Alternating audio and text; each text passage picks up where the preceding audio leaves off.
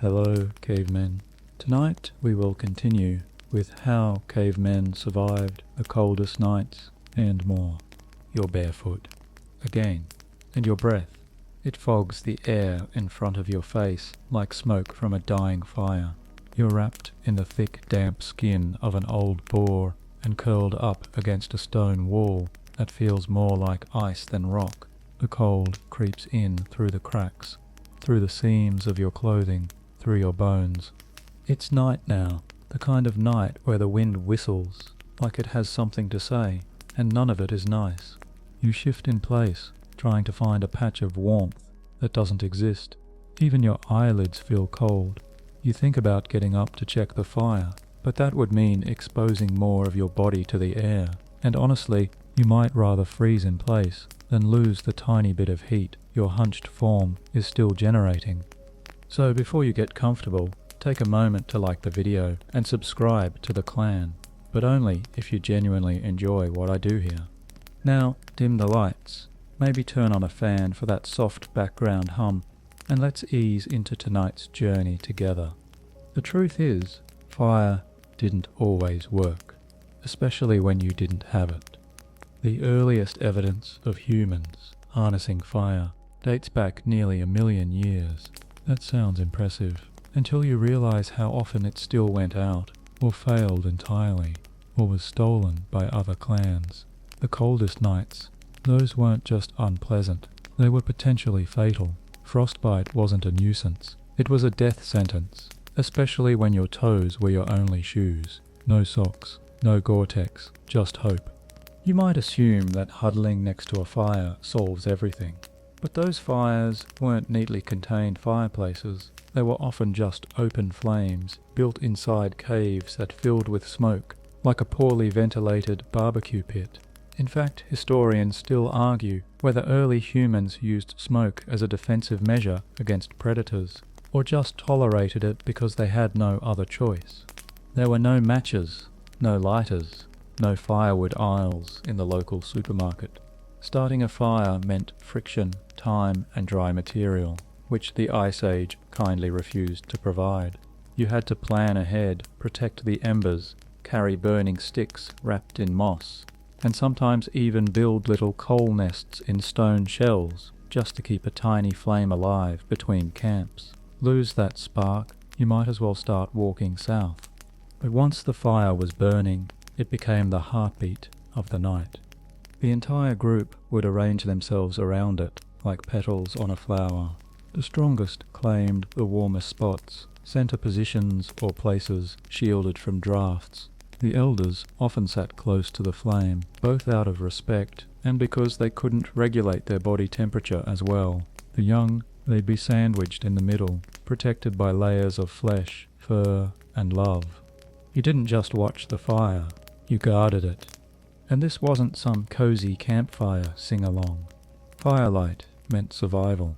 You stared into the flickering glow, not because it was pretty, but because it was the only thing between you and the kind of night that makes you question why humans ever left Africa.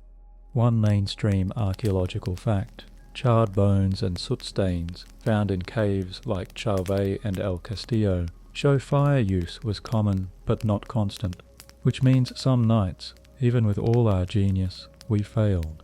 And you, modern soul, stuck in a caveman's body tonight, would absolutely hate it. Your hands would feel like stiff rubber, your knees like ice blocks. You'd cough, not from a cold, but from the smoke. The trade-off was simple: breathe in enough carbon to blacken your lungs, or shiver to death in the corner. Comfort was not part of the package. And speaking of discomfort, your sleeping mattress was probably just a pile of dry grass, layered with animal hides.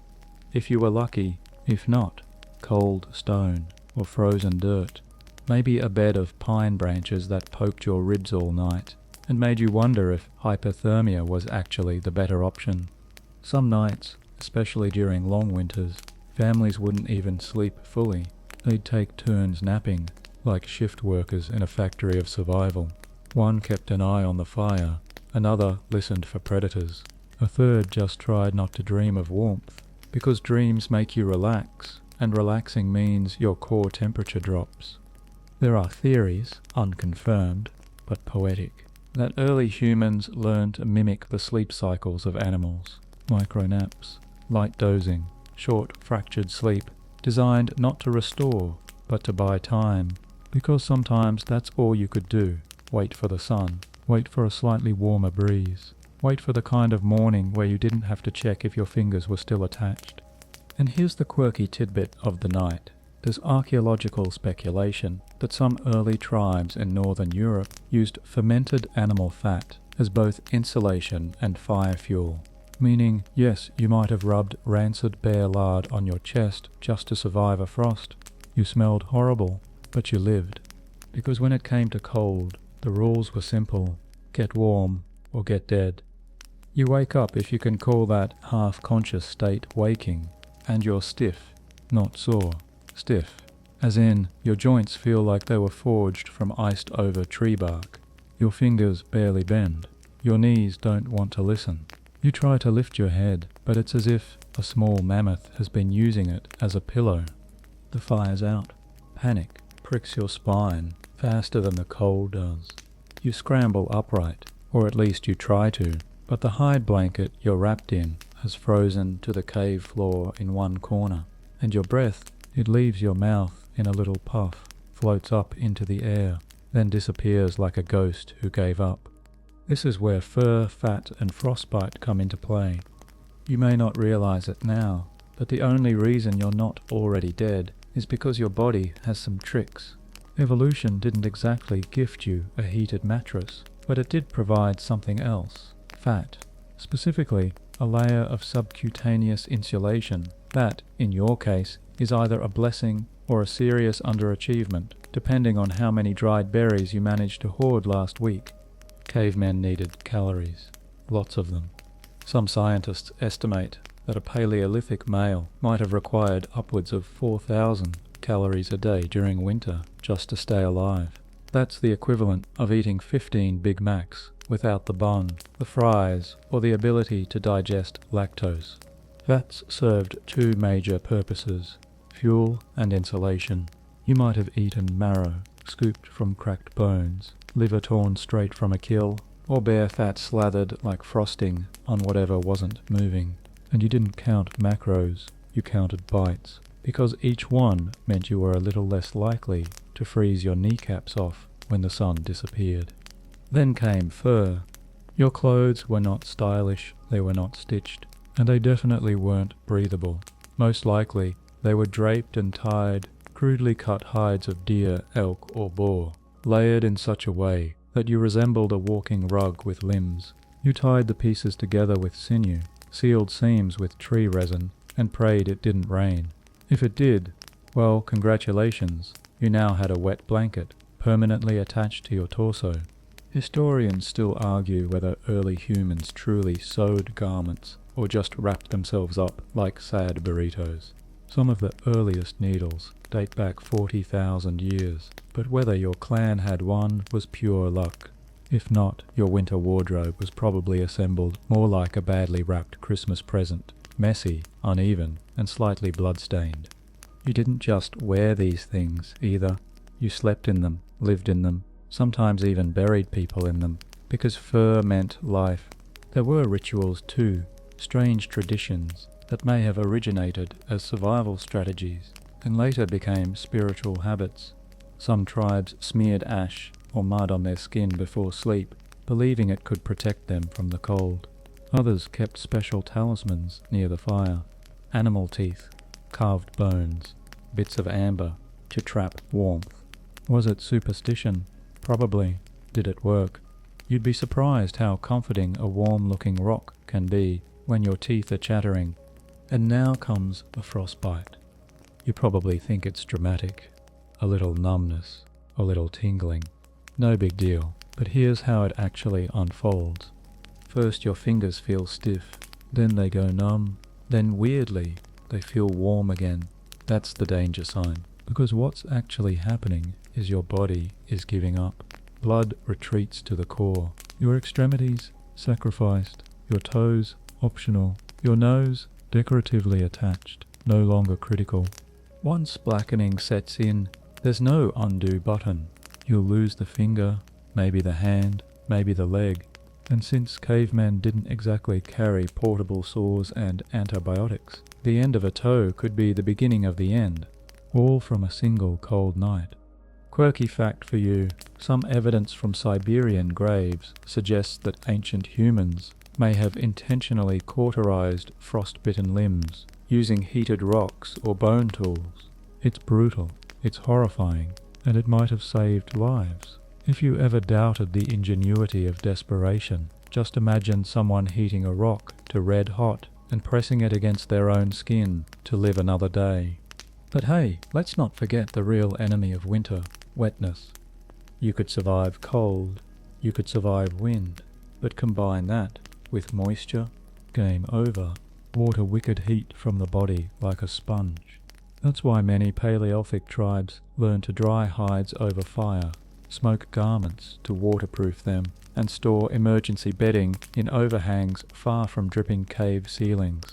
You, on the other hand, are lying on a damp patch of moss. That boar hide you wrapped yourself in smells like rot and old cheese, and worse, it's soaked. You feel the chill climbing your spine, clawing up each vertebra, like it's trying to reach your brain. And it will, if you don't move. But where do you go? The fire is still out. No one else has stirred. The baby in the corner lets out a whimper, barely audible over the howling wind outside. You glance toward the cave entrance. Snow's falling sideways. Your stomach grumbles. Your nose burns. You pull the hide tighter and press yourself back down onto the frozen dirt. Maybe if you stay still, your body will remember how to be warm. Maybe tomorrow there'll be sun. Or maybe not. The cave isn't warm enough. That realization creeps in slowly, like the cold itself, while you lie motionless, hoping your breath alone can generate enough heat to thaw your surroundings. Spoiler, it can't. You roll slightly, hoping to find a warmer patch of ground. But the only thing that changes is the part of you now pressing against rock hard enough to be mistaken for an ice sculpture. Here's the uncomfortable truth. Caves are not cozy. They weren't built for comfort. They were built by wind, water, and erosion over millennia, and then reluctantly adopted by desperate hominids who had no Airbnb options left. Sure, they offered some protection from the elements, no direct snowfall, less wind, but heat, not part of the package. The average cave in Ice Age Europe maintained a stable internal temperature of around 10 degrees Celsius, sometimes less. Not freezing, sure, but nowhere near pleasant. And if that cave had high ceilings, drafts, or was close to water, you'd be better off digging a hole in the snow and hoping your ancestors were watching over you.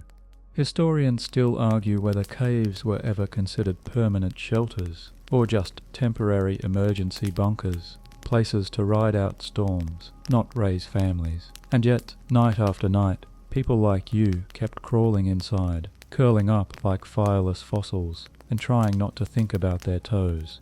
It's also worth noting, not all caves were equal. Some were shallow, too exposed. Others were deep, so deep they never saw light.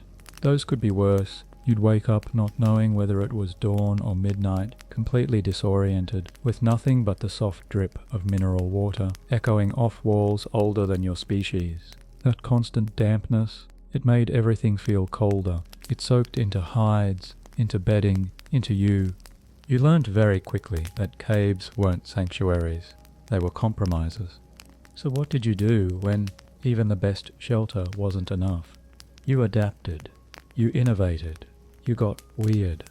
Some tribes built windbreaks inside caves using stone piles, dried branches, or even stacked animal bones. Others dug shallow sleeping pits into the ground, just deep enough to nestle into and conserve body heat. You'd climb into one of those and pack it with dry moss, fur, and hope, cover the top with another hide, and boom, prehistoric sleeping pod. Of course, dry moss wasn't always available, and hope is not a great insulator, which led to some more creative solutions. There's speculation, fringe, but intriguing, that early humans sometimes used heated stones buried beneath their sleeping areas. They'd warm them by the fire, then place them under hides to create a kind of Stone Age hot water bottle. Sounds clever, right? Now imagine trying to sleep while lying on a rock you hope isn't still hot enough to brand your tailbone. Still better than frostbite. Another method: moving constantly. Some groups didn't stay in caves for long. They slept under overhangs, in lean-tos built from mammoth tusks and hides, or in snow shelters similar to Inuit igloos. These mobile shelters could actually be warmer than caves. Why? Because they were built deliberately angled against the wind, lined with insulating material, and importantly, not full of cold, wet stone. But moving camp in the middle of a winter night wasn't ideal. It meant carrying everything you owned: your bedding, your fire-starting kit, your food, your elders, your kids, and no sleds, no wheels, just rope, bark containers, and the sheer willpower of cold-numbed feet.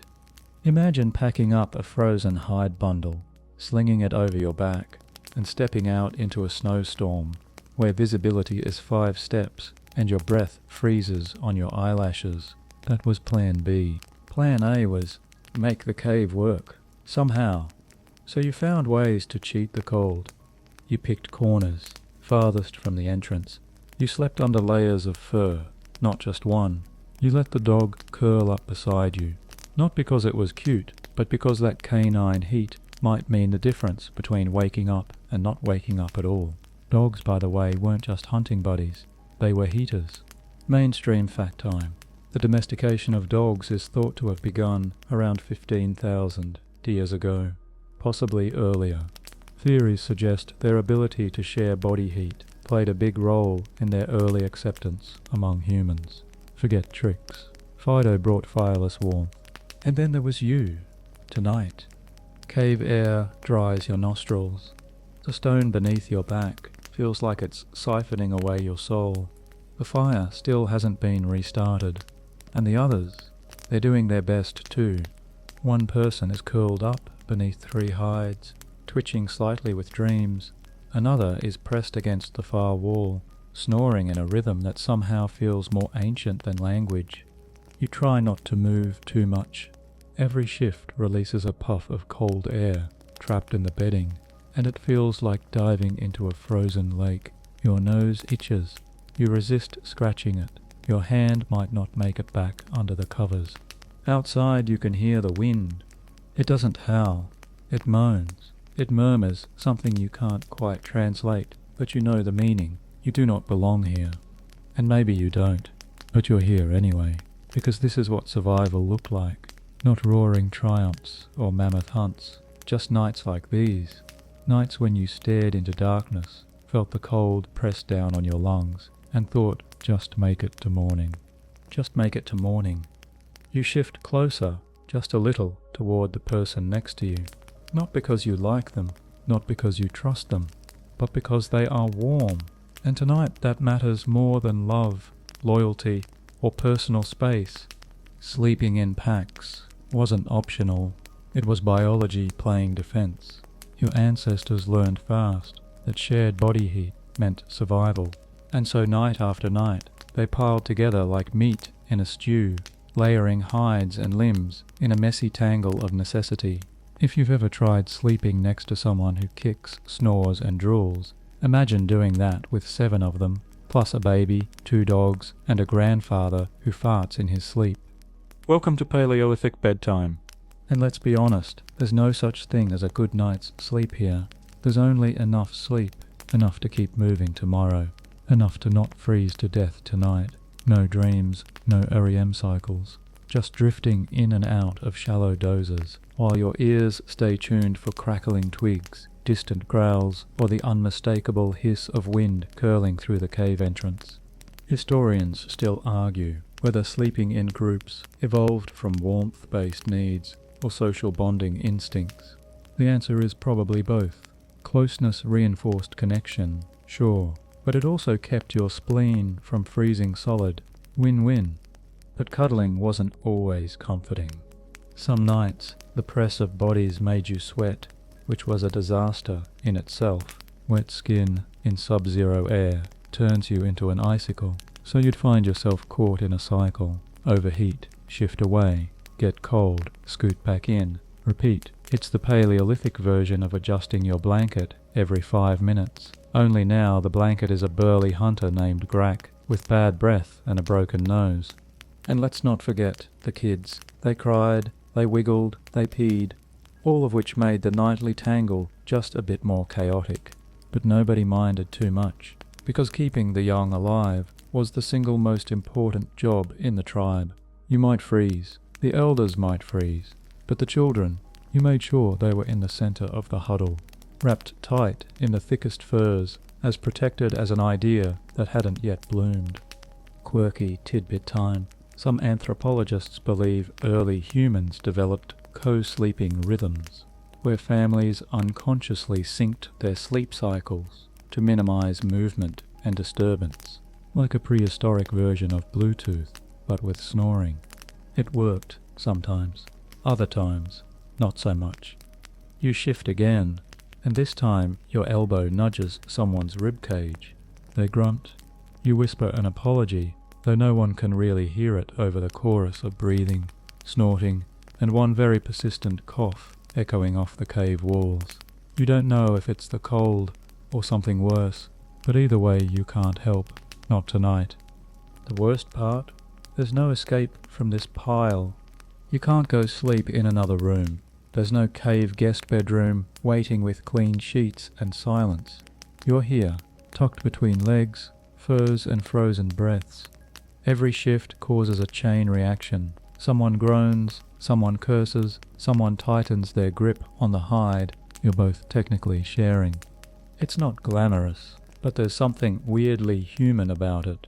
You're part of a body now, a sleeping organism, a single mass of survival instincts wrapped in fur and desperation.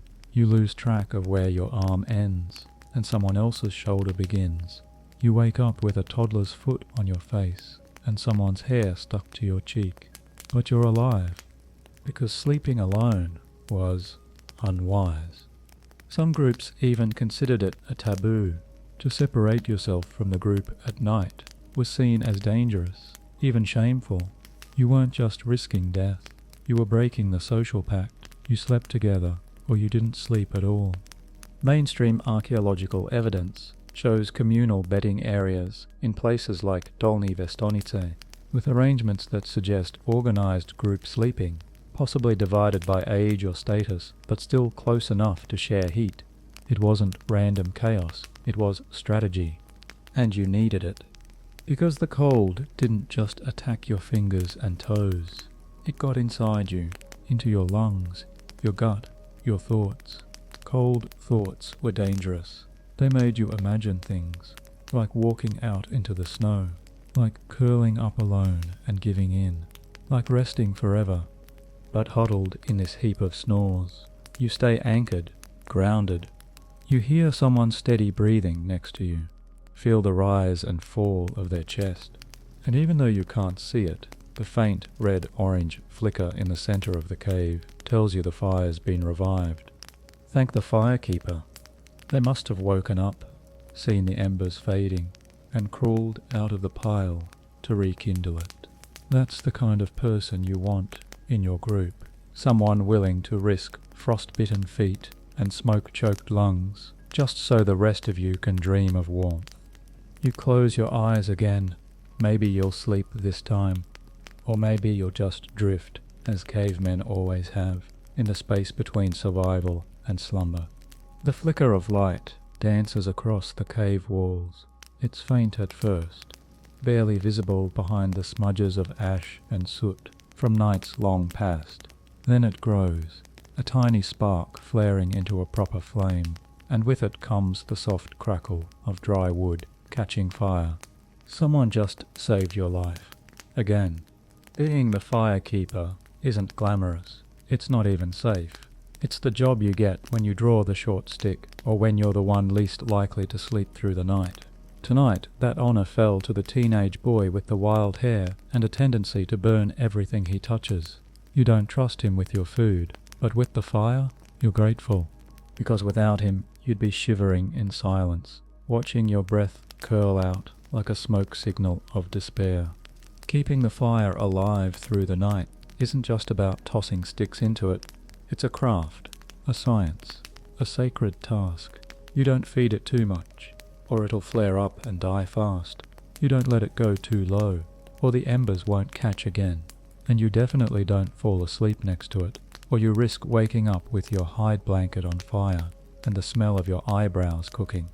Historians still argue whether early clans had designated fire roles, keepers, gatherers, guards, or whether it was simply passed around based on who looked the least tired. Some graves do suggest fire tools buried with individuals, hinting at a special status. But in your group tonight, it's just whoever's still awake, with enough fingers working to strike a spark. And sparks aren't easy. Remember, this is pre-flint and steel. Your tools are primitive, sharp stones, dry bark, and whatever remains of last night's charred moss ball. You kneel beside their ashes, your hands trembling not just from the cold, but from exhaustion. You blow gently, your lips dry and cracked. The ember glows, then fades. You try again, again. Finally, whoosh, the tiniest flame. You feel it before you see it. The heat kisses your knuckles, and your heart actually stutters from relief. You feed it slowly, bits of bark, wisps of dried grass, a curled shaving of pine. The fire responds, growing greedily, casting shadows that ripple across the sleeping forms behind you. And now comes the second part of the job, watching. It's not just the fire you're guarding, it's everything around it. The darkness beyond the cave entrance holds predators who understand light. Big cats, packs of wolves, maybe even another group of humans, ones hungrier and colder than you, who wouldn't hesitate to steal your warmth. So you sit and you listen. Every crackle of the fire gets measured. Every gust of wind outside gets judged. You don't drift off. You stare at the flames like they're whispering secrets. The heat numbs your legs, but the fear keeps your brain sharp. You're tired, yes, but you're also alive, and everyone else is still breathing. That's your job. Make sure they keep breathing. Quirky tidbit for tonight. Some early tribes are believed to have placed glowing coals into hollowed animal skulls to carry fire between camps. Think about that. A flaming skull, cradled like a lantern, bobbing through the night. Metal album cover, yes. Prehistoric life hack, also yes. There's a strange intimacy to this moment. You, the fire, and the night. While everyone else snores and stirs behind you, you feel like you're holding a piece of the sun in your lap. Like you're guarding something older than speech, more sacred than blood. Because fire isn't just heat, it's memory, it's human. Mainstream fact, fire use dramatically shifted social behaviour. Archaeological sites show how the hearth became a centre for cooking, storytelling, even tool making. It brought people closer, not just physically, but emotionally. Around the fire, language may have evolved, jokes were probably told, lessons passed down, love confessed. And yet, for all its warmth, it's a fragile thing. One gust of wind, one careless move, one night of too much sleep. You glance to your right at the pile of bodies still huddled under hides, and then to your left at the shadows dancing on the cave wall. You think about putting another log on the fire, but hesitate. It might be too soon. You don't want to choke it. So you wait. Fire keeping is mostly waiting. And while you wait, your mind wanders. You think about the old woman who used to tell stories about fire spirits that lived in the wood. About how, if you treated them well, they'd protect your dreams. If you didn't, they'd crawl out at night and steal your warmth while you slept. You were 8 when she told you that. It terrified you. Now you smile. She's gone, but her fire still burns. Literally. Another log. Now. Slowly, gently. There. A little crackle. A little pop. The warmth pulses outward. You feel someone shift behind you, sigh contentedly, and go still again. You don't move. Not yet. Just a few more minutes. Then maybe if the fire behaves, you can crawl back under your hide, slide into the body pile, and steal a little sleep for yourself. Until then, you are the fire, and the fire is you. The fire has your back, but the wild has its teeth. Even in your safest moments, even when you're huddled with your clan and the flames are crackling gently behind you, there's always that prickling at the back of your neck, that sense, the one you can't quite name, but you know exactly what it means. Something out there is watching. Because let's be honest, while fire deters some animals, it doesn't stop all of them. And in the Ice Age, the nights weren't just cold, they were crowded, with creatures faster than you, stronger than you, and annoyingly hungrier than you. Take the cave lion.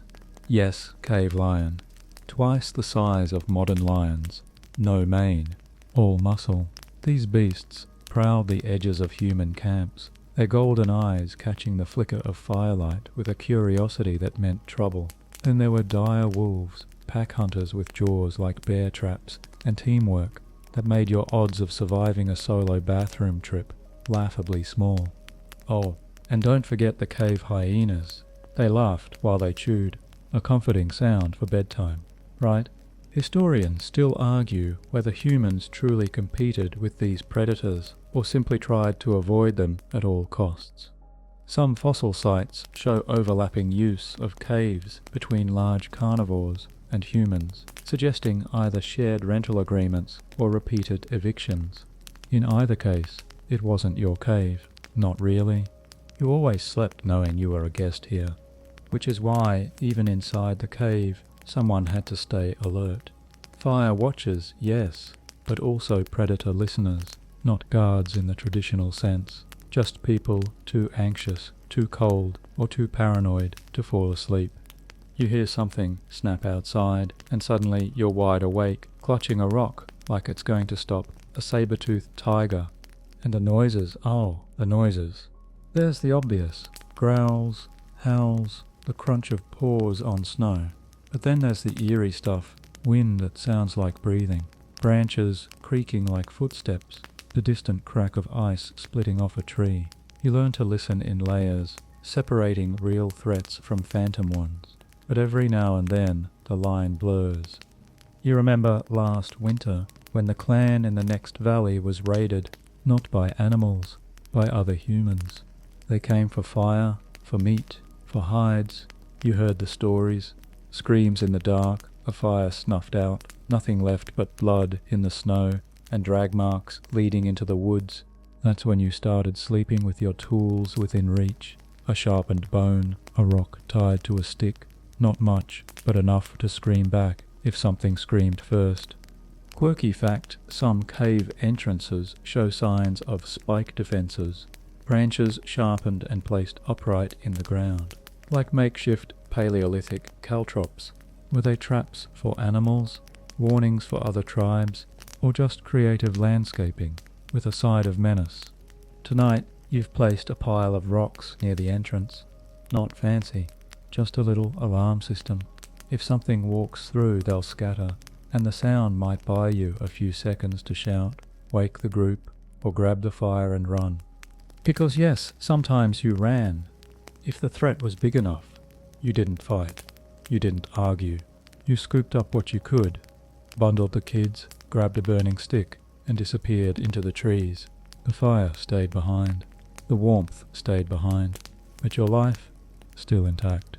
Mostly. Mainstream archaeological evidence confirms temporary campsites with scattered belongings, signs that people left fast without packing. It wasn't always predators. Sometimes it was landslides, floods, collapsing ceilings. The cave was safety until it wasn't. And tonight, you're not feeling safe. There's a low growl from somewhere outside. You freeze. Every part of you. Even your heartbeat tries to tiptoe. You glance at the fire, still burning, still small. You reach for the rock you set aside earlier and crawl a few inches toward the entrance, just enough to see nothing. But the nothing is too quiet. You squint. Is that movement a shadow, or just the wind playing tricks? You stay there a moment longer, holding your breath, listening, praying to whatever ancient spirit might be watching, that it's just your imagination. Then, finally, a rustle of bushes and silence. Maybe it left. Maybe it was never there. You crawl back to the warmth. Your shoulders stay tense for a while, even after you lie down again, because sleep, for you, is always a maybe. If your ears rest, your body freezes. If your body warms, your guard drops. Tonight, the fire helps. The body heat helps. But mostly, survival is about awareness. That whisper behind your ear that says, don't get comfortable, because something out there still wants your spot in this cave, still wants your warmth, your meat, your fire, and it's patient. Eventually, even fear gets tired. Your eyes droop, your arms, once coiled and tense, now lie slack across your chest. The fire flickers behind your eyelids, red-orange shadows dancing in your dreams. You drift not into full sleep, but into that strange twilight zone your ancestors perfected, not awake, not fully gone, just suspended in survival. And it's there, in that in-between, that you feel it. Scratchy, lumpy, damp, your bed. Yeah, calling it a bed is generous. What you're actually lying on is a patchwork of nature's least inviting materials. Welcome to the prehistoric sleeping bag. Tonight's model, a layer of flattened grass, topped with a generous helping of stiff animal hide, held down by your own weight and questionable life decisions. There's also a clump of moss under your lower back that's been poking you for an hour, but moving means losing heat, so you suffer, like a good caveman. Historically, bedding was both genius and disgusting. Early humans didn't have pillows or memory foam, but they were resourceful. You'd gather reeds, bracken, dry leaves, whatever you could find that wasn't soaking wet or full of bugs, and pile it into something that vaguely resembled a nest. Then you'd throw a hide over the top and hope it felt less like sleeping on a dead raccoon than it actually was. Fun fact, in South African rock shelters, scientists found bedding layers over 70,000 years old, mats made from compacted sedges and grasses with traces of insect-repelling plants woven in. That's right, even back then, you hated bugs in your bed. Of course, those bug-repelling plants didn't work forever. Eventually, your mattress became a hotspot for mites, lice, and that one centipede who refused to leave. But again, itchy and alive, cozy and dead. Tonight, though, your biggest problem isn't the bugs. It's that the grass under you is wet. It didn't start that way. When you laid it down, it was crisp, even fragrant. But between your own sweat, the dripping cave ceiling, and the condensation of your collective breath, everything is now damp, not wet enough to justify moving, just enough to keep you cold, constantly. And that cold seeps upward, through the moss, through the hide, into your spine. So what do? You improvise.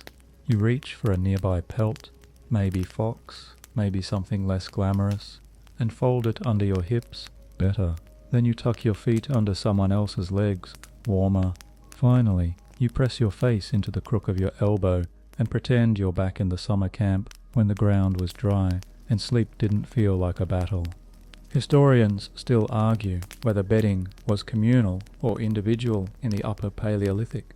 Some evidence suggests shared bedding zones, the size of small parking spots, filled with layers of hides arranged in circular sleeping patterns. Others argue for personal nests, built from ritual. You're not sure which this is. All you know is that you're currently spooning a stranger's shin, and your own knee is soaked. But it's not all misery. There's a strange peace in this stillness, in the smell of burnt wood and old fur, in the quiet hum of a dozen sleeping lungs, rising and falling in some primitive rhythm your body remembers, even if your brain doesn't. And if you're lucky, really lucky, someone in your group has one of the luxury models, a fur-lined pouch stitched crudely into a kind of sleeping sack. Not quite a bag, not quite a blanket, something in between. You saw one once, an elder wrapped in reindeer hide, curled inside what looked like a furry cocoon. They looked like royalty or a well-fed burrito. You do not have that. You have one damp hide and a semi-flat patch of dirt, and yet you sleep, not deeply, not fully, but enough to blur the sharp edges of the cold, enough to make time pass in chunks instead of minutes. You dream, maybe, or hallucinate. It's hard to tell when your brain is functioning on 5 hours of fractured rest and one handful of half-frozen berries. Quirky theory of the night. Some anthropologists propose that ancient bedding wasn't just for comfort, but for health. Sleeping off the ground reduced parasite exposure. Layered plant bedding may have even contained antimicrobial properties. Basically, you were DIYing a prehistoric wellness center without realizing it. So tonight, lying there on your mouldy mattress of mammoth hair and regret, know this. You're part of a lineage of experimental sleepers. Every bracken-filled bed, every grass-stuffed hide sack, every lump of moss wedged under your spine is another step in humanity's ongoing war with bad sleep. It's humbling, it's itchy, and it's a little hilarious. But for now, you stay still. Because movement, cold, and cold, death. So you endure the lump, you ignore the damp. You pull the hide tighter and pray it doesn't smell too strongly of goat. And you wait for morning. The hunger hits around the same time your toes go numb. It starts as a quiet complaint, a hollow ache somewhere deep in your gut. Then it sharpens, then it growls, loud enough for the person next to you to grunt in their sleep and roll over, taking half of your shared hide blanket with them. You sigh, not too loud. You don't want to wake the others. Or maybe you do, just so someone else can feel this particular brand of misery with you. Midnight hunger in the Ice Age isn't like modern midnight hunger. This isn't about craving cookies or sneaking spoonfuls of peanut butter. This is your body warning you, we're running out of fuel. If you don't fix this soon, we'll shut something down. You shift slightly, curling tighter, hoping to trap what little warmth is left between your limbs and the hide. The cold gnaws at your back like a slow-moving predator, but it's the hunger that makes you sweat. Strange, right? Freezing and sweating at the same time. But it's real. Your body's running on fumes. Every heartbeat feels like it's asking for permission to keep going. So what do? You reach for your stash. Every sensible caveman has one. A little pouch tucked inside your bedding or under your furs, holding the last bits of something edible. A shriveled root, a dried strip of reindeer, maybe some fermented berries you forgot were fermenting. Tonight, you're lucky. One piece of fat-soaked jerky, hardened like leather and smelling like feet. You chew, slowly. It tastes like regret and survival. But the moment it hits your stomach, there's a faint flicker of warmth behind your ribs. Not much, but enough. For now. Mainstream fact. Fat was the go-to nighttime fuel. Unlike carbs which burned fast, fat lingered. It kept your inner furnace going during long hours of inactivity. That's why hunter-gatherer diets leaned heavily on animal fat in cold climates. Every bite of marrow or strip of blubber was future warmth. And here's where it gets dark. When you didn't have enough fat on your body or in your pouch, things got dangerous.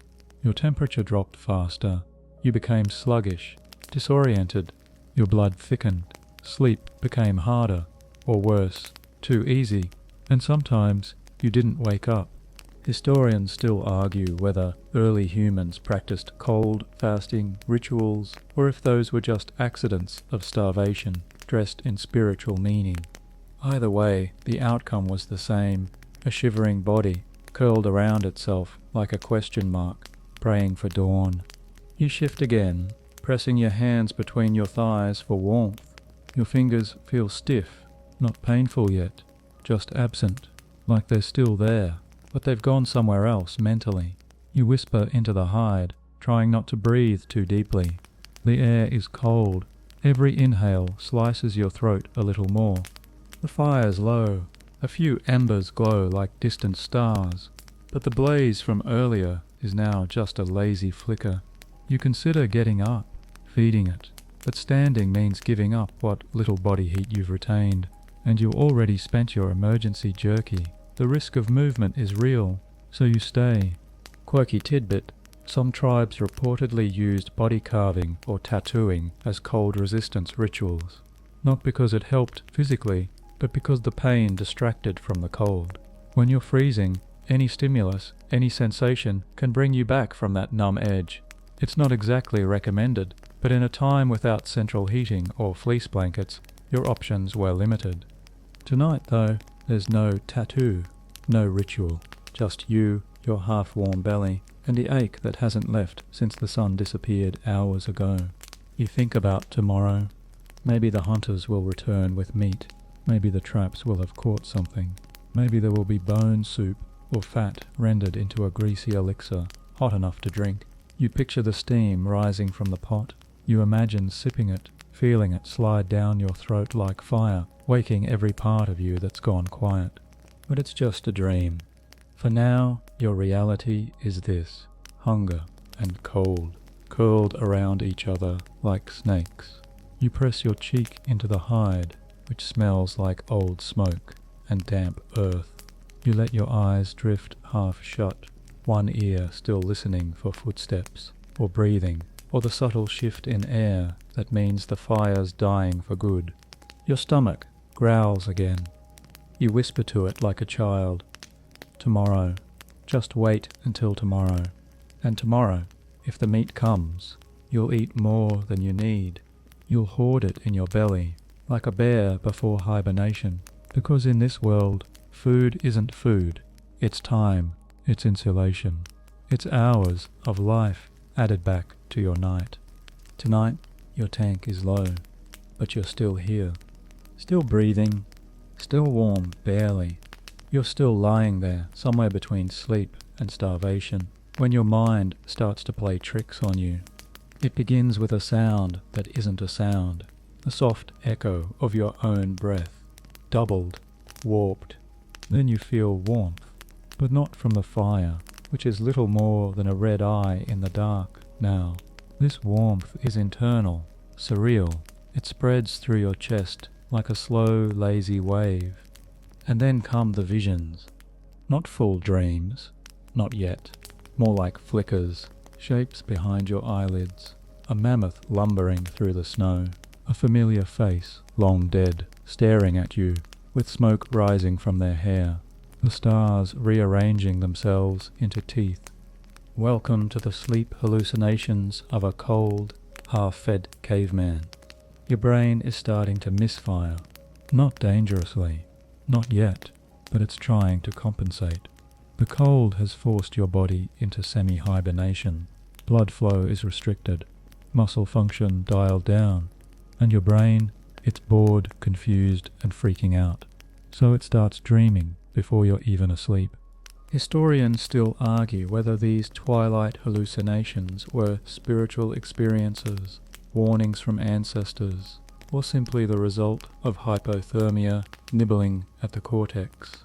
You're leaning toward cortex nibbling. Still, there's a strange beauty in it.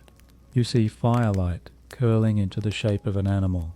You hear your own name whispered from somewhere behind your shoulder. But when you turn, there's only shadow. You feel like you're floating, though your body is clearly crushed beneath a pile of damp furs and limbs. It doesn't make sense, but neither does your reality. Sleep in this state becomes a dangerous dance. Too much relaxation, and your core temperature drops further. Too little, and exhaustion catches up with you during the day, when you actually need to walk, hunt, think. So your body invents something new, the half-dream. You're not fully unconscious, but you're not here either. You drift through memories and fears like a fish under thin ice, always aware, always circling, never quite breaking through. A flicker of warmth comes with each image, as if the dream itself is trying to heat you. Quirky fact of the night. Some researchers believe prehistoric humans slept in polyphasic patterns, short, segmented sleep cycles, instead of one long stretch. That may be why these hypnagogic visions, those weird pre-sleep hallucinations, played such a big role in early storytelling, myth-making, and spiritual practice. You shift under the hide. Your face is sweating, but your feet are ice.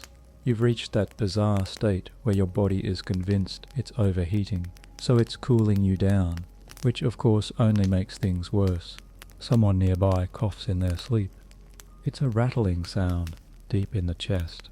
It wakes you for a second, long enough to realize the cave is silent. No animals, no footsteps, no wind. Only the breathing of your clan and your own pounding heart. You close your eyes again, hoping the dream returns. The one where you're lying in a sunlit field, warm grass under your back, a pot of mammoth stew simmering nearby. The one where no one's cold, no one's hungry, and the sky doesn't look like it wants to fall. But instead you get a different image, a shadow with antlers standing at the mouth of the cave. You blink. It's gone. Maybe it was never there. Maybe your brain's just scrolling through its prehistoric Netflix queue of nightmares. You roll onto your side. Your hip hits a rock, a real one, not in the dream. It hurts. Good. Pain means you're still here. You open your eyes briefly. The fire is down to its last coals, glowing, twitching, not dead yet.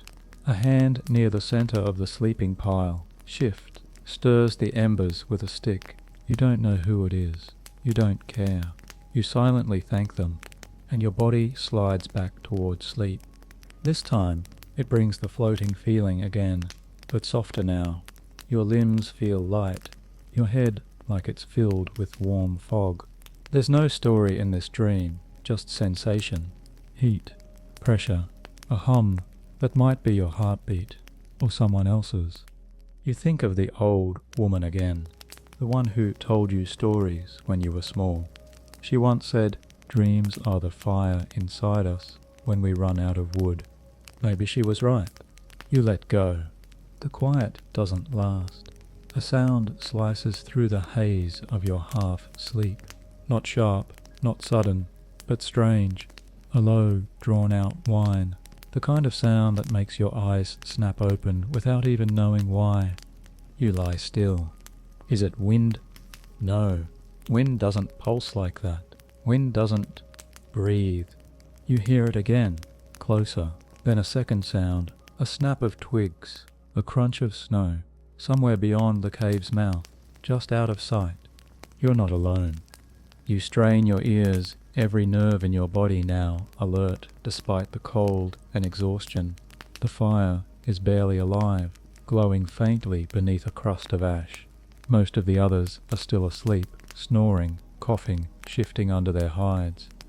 You're the only one awake. Of course you are. You slowly sit up, trying not to rustle the bedding.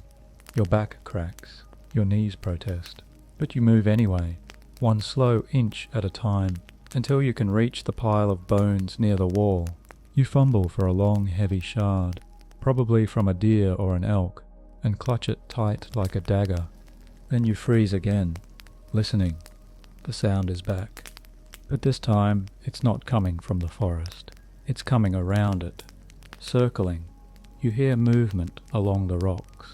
Not footsteps exactly, more like padded scrapes. Something walking low, deliberate. Wolves. Not just one, a pack. They've found the fire, or more precisely, the heat. Warmth attracts attention in the cold. Even predators feel it, even they crave it. Tonight, your fire is a beacon, and you, a sweaty, slightly edible caveman, are the prize inside. Historians still argue whether wolves in the Upper Paleolithic were threats or early partners.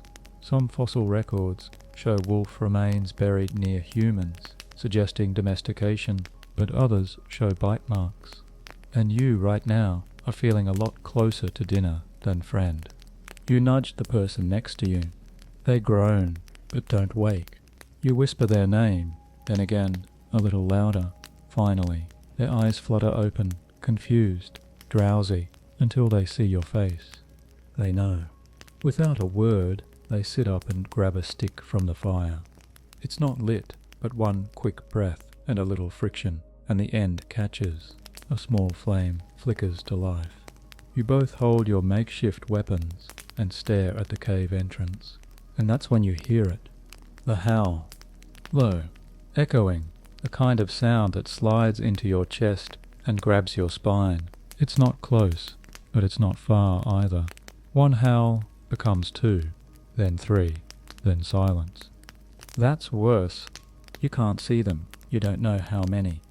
But they're there, waiting. So what do?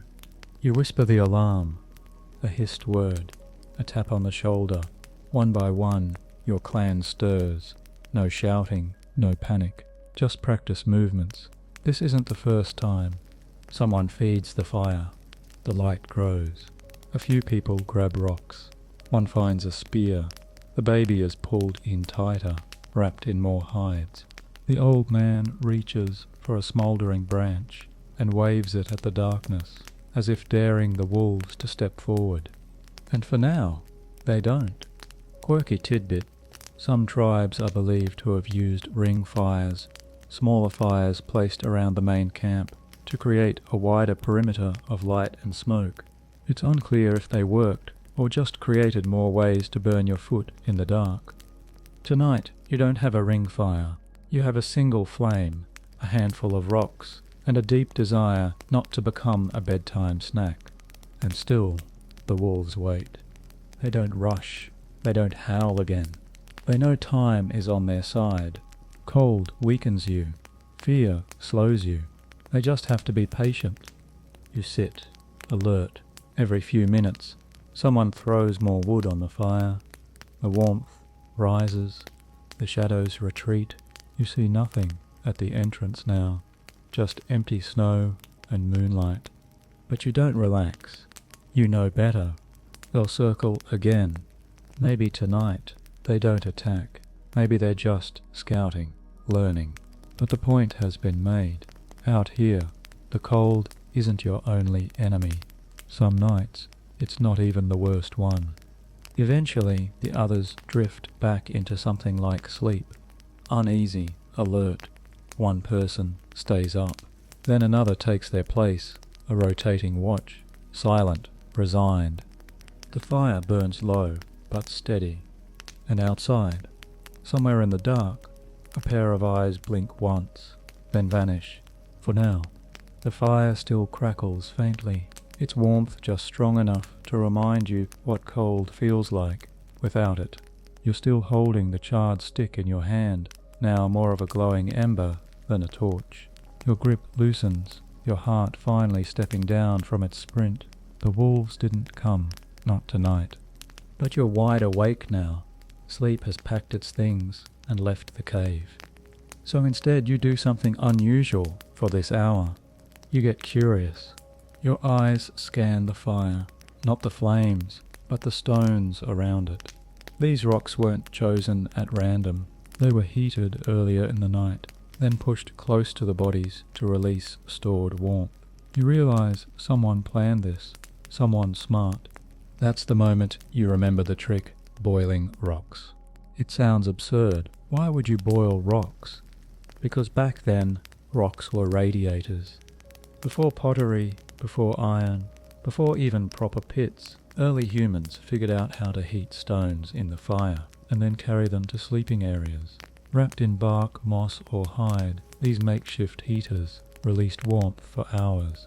Some tribes even placed them in clay-lined pits, pouring water over the hot stones to create steam. Stone Age saunas, if you will. Mainstream fact, archaeological sites in Siberia and Northern Europe show evidence of hot stone technology used not just for cooking, but for heating shelters and even proto-saunas.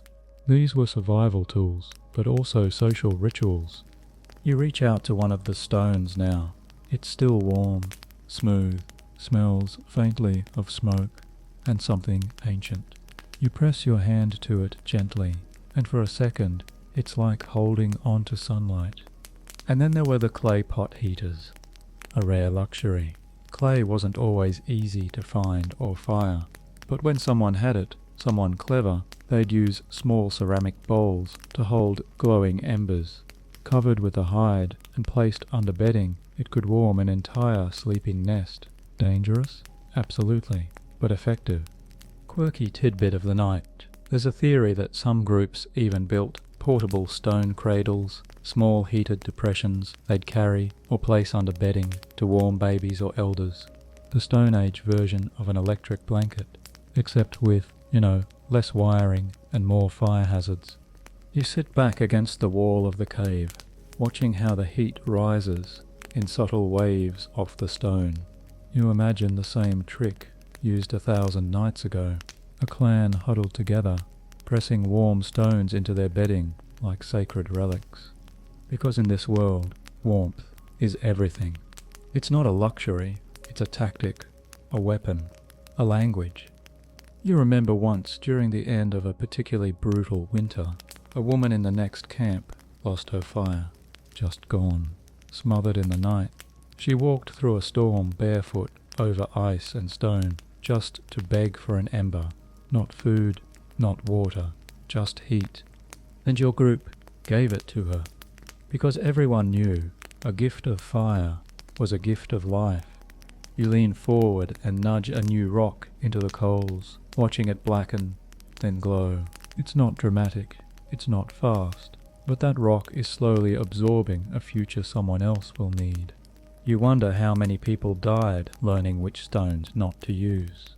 Some explode when heated, shale, for instance, or damp river rocks. You once heard a story about a hunter who lost 3 fingers trying to warm his bedding with a quartz boulder that shattered mid-boil. True? Who knows? But the scars were real. Historians still argue whether fire-heated rocks were used primarily for warmth or for symbolic ritual. Some even suggest they were placed in burial sites as tokens of protection so the dead would not be cold in the next life. Tonight, you believe it. There's a kind of reverence to these stones, a quiet dignity. They've absorbed fire, held it, shared it. You understand in a strange way why some early people might have treated them with more care than tools or ornaments. You close your eyes briefly, letting the heat rush your skin. The walls are gone, the fire is steady, the rocks are glowing, and the cold, still out there, still waiting, but not here, not now. You press your back to the wall, pulling your fur tight, and fall into something close to rest, maybe even sleep. You wake again, this time not from cold or fear, but from smell.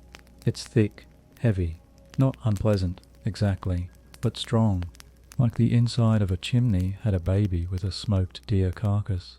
Your nostrils twitch, your tongue feels sticky. You open your eyes and realize the cave is full of it. Smoke. Not the choking kind, not a fire out of control kind. This is deliberate, controlled, almost comforting. It clings to everything, your bedding, your hair, the air itself. You sit up slightly and catch the soft glow of the fire, still burning, still alive. But now it's fed with something new. You sniff again. Pine, moss, maybe dung. Yep, definitely dung. Welcome to prehistoric smoke management. You see, in the Paleolithic, smoke wasn't just a byproduct. It was a tool. It warmed, it protected, it preserved, and most importantly, it lingered.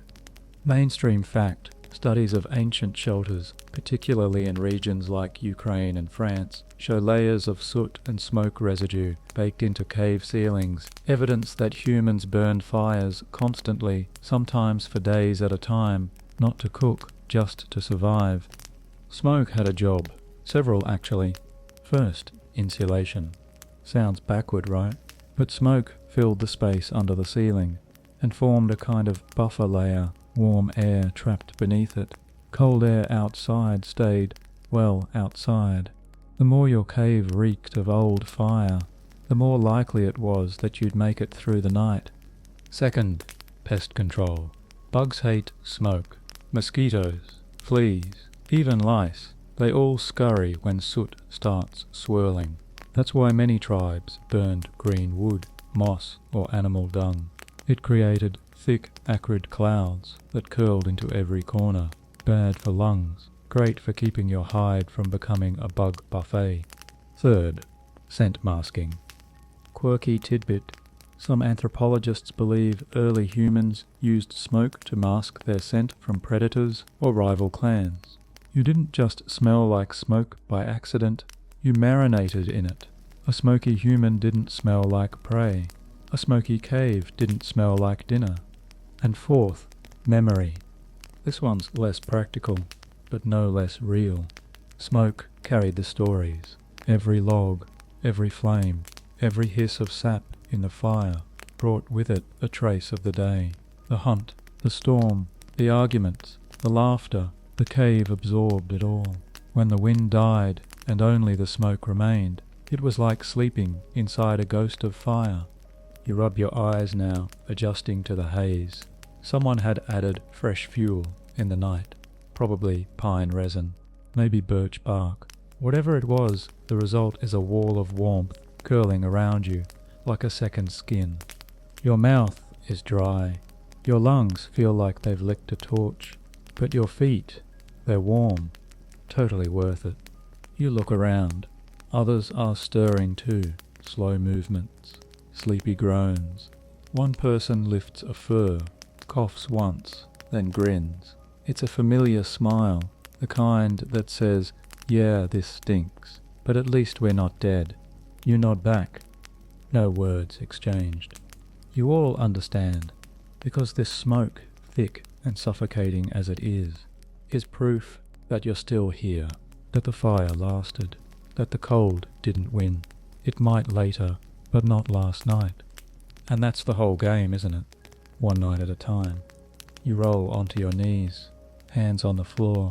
The earth is warm in spots where stones had been buried, coals rested, or hides trapped heat. You stretch your arms, your back crackling like dry twigs. Someone near the fire shifts to make room for you. You inch forward and sit. The smoke stings a little, but you let it. You breathe it in, not deeply, but purposefully. This is your shield. This is your perfume. This is your history. Historians still argue whether ancient people truly liked the smell of smoke, or just tolerated it as a survival necessity. But sitting here, wrapped in it, like an old friend, it's hard not to feel a strange affection, like the stink of life itself. You glance around at the others, eyes half-lidded, faces soot-smudged, some coughing, some smiling, some still asleep, and every single one of them covered in the same smoke. It binds you together, even if no one says a word. Section 13. You're still sitting by the fire, watching the smoke twist into lazy ribbons, when you notice someone across from you. They're not moving, not speaking, just painting. Their hand is stained with ochre, fingers stiff with cold, but steady as they drag lines across the cave wall. Red, black, dots, shapes, a mammoth here, a bison there, and in the middle of it all, a human figure, arms raised. You've seen this before, hundreds of times. Different caves, different hands, but always the same instinct. When the body freezes, the mind burns. Because even in the worst cold, when your breath freezes mid-air, and your toes threaten to abandon ship, something inside wants to create, to say, "I was here, I survived this night, let me show you how." This is more than art. This is survival through story. Mainstream fact, cave paintings across Europe, particularly in places like Chauvet and Altamira, show not just animals, but handprints, symbols, and even what some believe to be early maps. Many of these were drawn during Ice Age winters, times of scarcity, cold, and darkness. So why paint then? Because the cold didn't just attack your skin, it went for your mind. And the way you fought back, with rituals, with symbols, with something warm, even if it was only imagined. Tonight it's not just pictures, there's something else. Body paint. You glance down at your arms. Strips of charcoal, drawn earlier that evening, still cling to your skin. Not decorative, not exactly. They were painted on before sleep by the firekeeper's daughter in the shape of 2 long lines down each bicep. She said they were warm lines. Maybe they are. Maybe they're magic. Or maybe they're just a distraction from the cold that crept into your spine 2 hours ago and still hasn't left. Quirky tidbit. Some Ice Age people smeared clay and crushed bone mixed with fat onto their skin, not just for body art, but as an insulating layer. Think of it like prehistoric Vaseline, with a side of personal branding. You watch the painter now, still tracing that human figure on the wall, arms raised, mouth open, not hunting, not praying, just expressing.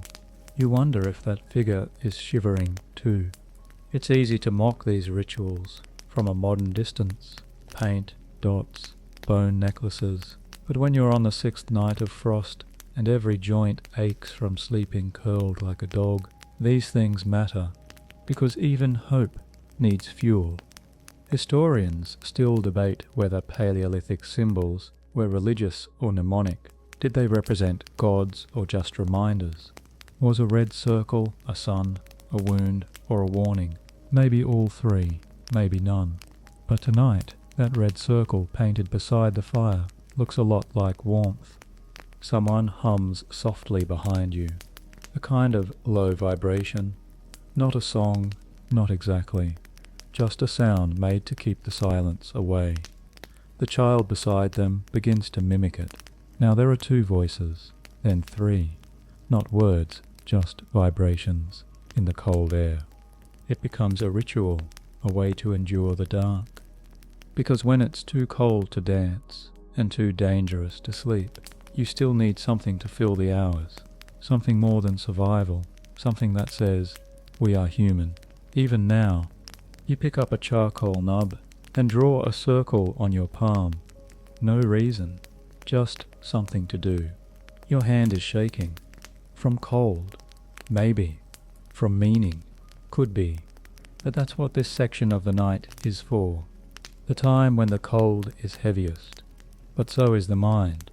The dreams start leaking out. The memories, the fears, the symbols. You close your eyes and press your palm to the cave wall, next to the figure already there. You leave a mark. Nothing special, just a smudge of ash in the shape of you. But it's there.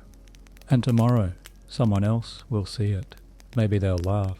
Maybe they'll copy it. Maybe they'll never know who made it. Doesn't matter.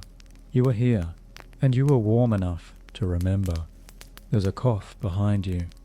Not the dry, annoying kind. This one is deep, wet, it rattles. You turn instinctively. It's the old man. He's hunched in his bedding, shaking shoulders, jumping like something inside is trying to crawl out. His fur's fallen halfway off, exposing skin the color of ash. Someone's already moving toward him with a warmed hide. Someone else offers a bone cup filled with whatever thin broth is left from the night before. But you all know the truth. He's not doing well. And in weather like this, when the frost creeps into your bones and refuses to leave, the weak are first to pay. Caring for the sick in a time before medicine wasn't an act of mercy. It was an act of war against the cold, against time, against the dark math that survival forces upon you. How much warmth do we give to someone who might not wake up tomorrow? Mainstream fact, evidence from burial sites like those at Shanidar Cave, shows early humans cared for the ill and injured, even those who could no longer hunt or walk. Skeletons reveal healed injuries, long-term disabilities that only would have been survivable with group support. So yes, compassion existed, even when it cost you. Tonight, the cost is measured in blankets. Someone gives up their spot near the fire, another offers part of their own pelt. A third tucks heated stones near the old man's ribs. No words, just gestures, ritual. You can see his breath now, short and rapid, like each inhale is being negotiated. He doesn't open his eyes. But he's not alone. A child curls up beside him, probably his granddaughter. Small, warm, brave. She nestles under the shared hide and places a hand on his chest, like her presence can tether him to this side of the fire just a little longer. You look away, because this part of survival, the part with choices, isn't always the heroic kind. Quirky tidbit: some early Arctic tribes were rumoured to have practiced cold burials, leaving the dying outside the shelter to preserve firewood and warmth for the strong. We don't know how common it was, we just know it happened, somewhere, to someone. You shiver, not from cold, from the weight of that decision. You remember a winter 3 years ago, the little boy who couldn't stop coughing, the way his mother sang to him until his breath faded, the way she placed his body on the coldest part of the cave floor, wrapped in every pelt they had. That night you all sat in silence, no fire, no talking, just the sound of melting snow dripping from the ceiling, like the cave itself was mourning. That's what this night feels like a pause, a holding of breath, waiting to see if the old man will stay or slip away. Historians still argue whether Paleolithic people understood death the way we do. But when you see the way they buried their dead with tools, bones, ornaments, you realize they felt it deeply, maybe even more than we do, because they lived closer to the edge. Death wasn't a visitor, it was a neighbor, a shadow by the fire.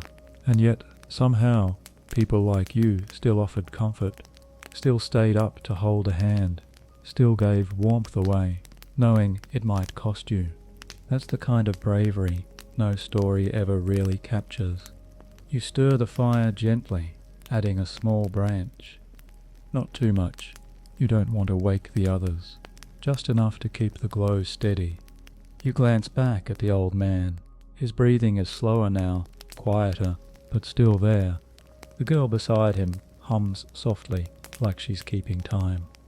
You press your palms together and rest your forehead on them. Not a prayer, not exactly, just gratitude that you're not the one lying there, that tonight your body still answers when you ask it to move.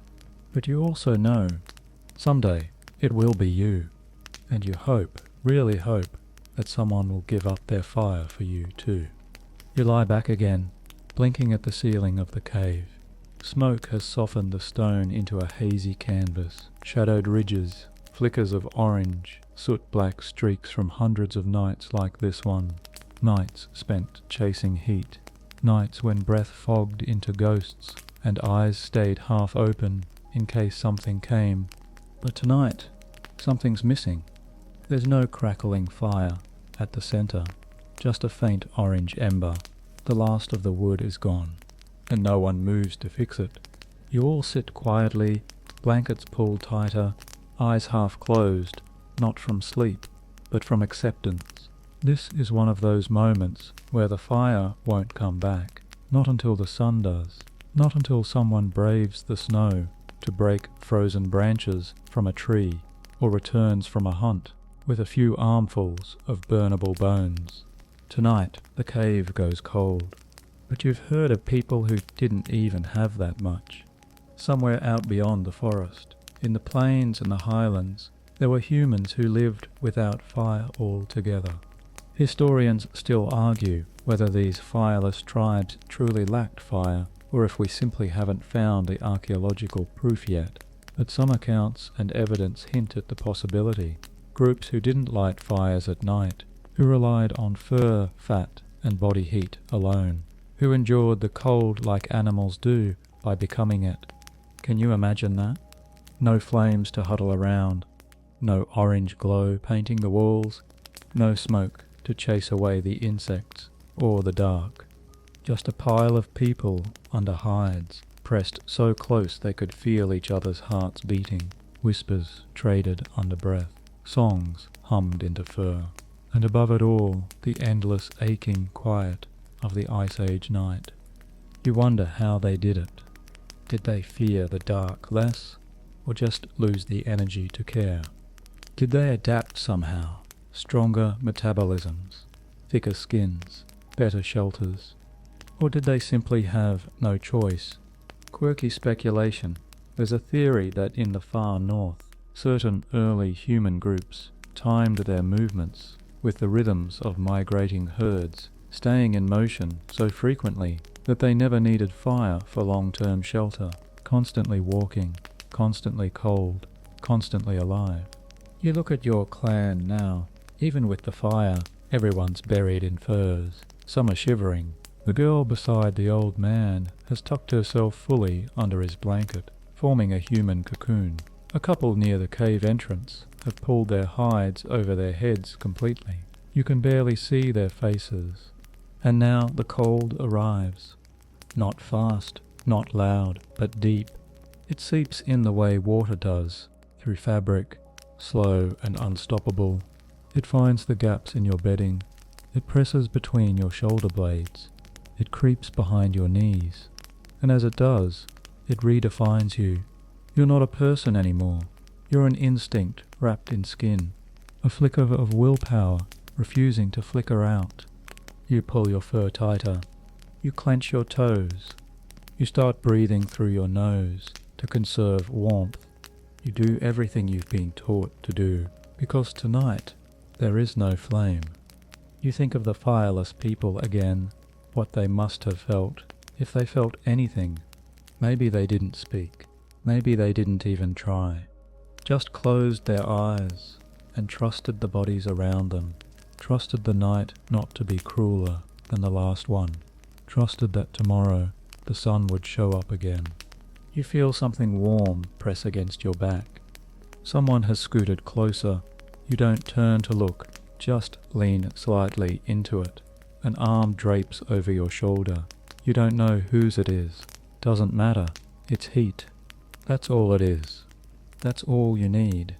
And as the last glow of the ember fades, you stare up into the black and think, if there really were tribes that made it through the Ice Age without fire, they weren't just strong. They were something else entirely. At some point, your eyes open and the world is no longer dark. Not fully, anyway. There's a faint blue tint to the air now. Not the warm amber of firelight, but the cold clarity of dawn creeping in. It spills through the mouth of the cave, like a secret, sliding over sleeping figures and touching the stone walls with light that feels alien. You've made it to morning, but not all of you will stay here, because today is a migration day. You hear the first murmurs before you feel the weight of it, a grunt, a cough, someone whispering, "Pack it," then the shifting of hides, the slow unraveling of the human knot that kept everyone from freezing. The great winter migrations weren't glamorous, they weren't glorious, they were, frankly, miserable, but they were necessary. You didn't move because you wanted adventure. You moved because the cold always wins eventually. Fire dies, food runs out, water freezes, so you pack what you can carry, wrap your feet in extra hides, and follow whoever says, "We go south." Mainstream fact: ancient humans followed migratory patterns of large game across seasons, especially during glacial winters. Evidence shows repeated use of certain valleys and lowlands as temporary shelters during the worst months, kind of like prehistoric snowbird retreats. You sit up slowly. Your joints creak like old wood. Your spine protests. You roll your neck and listen to the quiet rustling of people preparing without speaking. There is no rush, just routine. You reach for your bag. It's not a bag exactly, more like a bundle of stretched stomach skin tied with sinew. Inside, a flint shard, a scrap of dried meat, a bone needle, and a folded pelt with bits of charred moss still clinging to it. It's everything. You take a breath.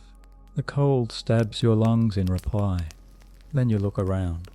There are always a few who can't make the journey.